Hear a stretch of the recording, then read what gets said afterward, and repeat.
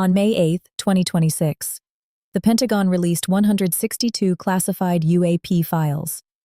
Among them, a declassified military video of an 8-pointed star object, unidentified and unresolved. A sitting congresswoman leading the disclosure task force responded by posting one word: ophanim. The wheel within the wheel. Ezekiel's vision. This episode connects that live-breaking story to one of the most restricted ancient texts in history, and asks the question nobody else is asking right now. Yesterday, at the direction of President Trump, the Pentagon released over 160 declassified files on unidentified phenomena, videos, photos, military reports spanning decades. Most of it was strange, unexplained, the usual.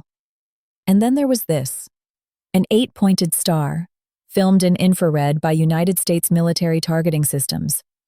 Watch it move. They are tracking it. They cannot explain it. A sitting United States Congresswoman, one who has led the push for this very disclosure, looked at that image and responded with one word: ophanim. If you don't know that word yet, you're about to. I have kept this one for a long time. My name is Alara. I am a keeper of things that were buried. And tonight, something in my library just became very relevant. 26 centuries ago, a man stood beside a river in Babylon. His name was Ezekiel. He was a priest, a captive, a man who had lost everything: his temple, his city, his home, and then the sky opened. He described what came out of that storm in more detail than almost any ancient writer has ever described anything.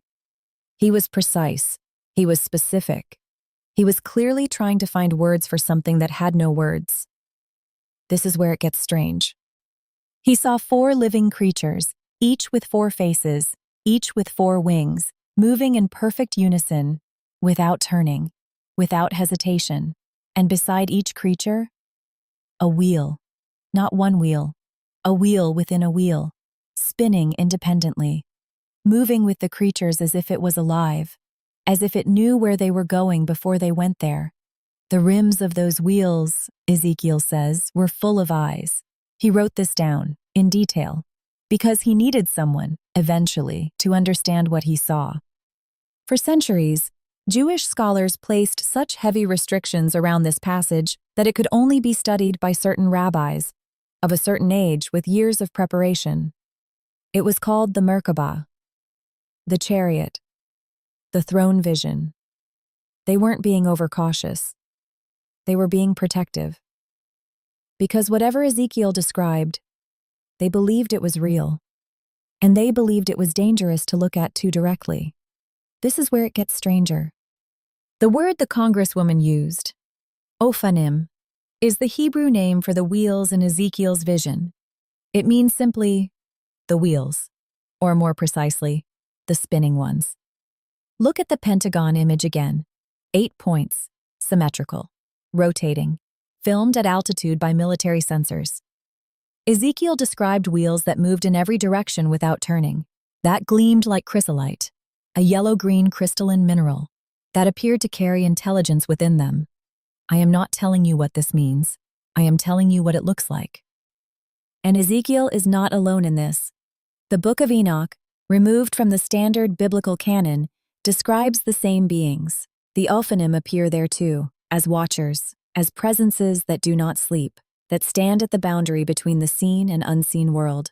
The Book of Enoch was buried for a reason. Ezekiel's throne vision was restricted for a reason. And now a Pentagon file, declassified this week under presidential directive, is showing something that looks like what both of them described. That is not a coincidence I am willing to ignore. Here is what I want you to sit with. Ezekiel was not writing mythology. He was a trained priest, a man of precision and record. What he described was so specific, so consistent across 10 chapters, that modern engineers have actually attempted to build technical diagrams of it. NASA engineer Joseph Blumrich did exactly that in 1974. He went in trying to prove it was metaphor. He came out having filed a patent for a wheel design inspired by what Ezekiel described. That is a remarkable thing to do with a metaphor. The Pentagon has more files coming. Rolling releases ordered by the president every few weeks. What we saw this week is the first tranche, not the last. Somewhere in those files, or in the ones still classified, there may be more of these. More objects that match descriptions that are thousands of years old. More things that ancient writers tried to tell us about and we decided to call poetry. Ezekiel wasn't writing poetry. He was writing a report. And the Pentagon just filed one that looks a great deal like it. I pulled this from the shelf tonight because the timing matters. Because when a government document and a 26th-century-old priestly account start pointing at the same shape, that is exactly the kind of thing this library exists for. And ask yourself who else might have seen it, and when. Thanks for watching Unburied Remnants.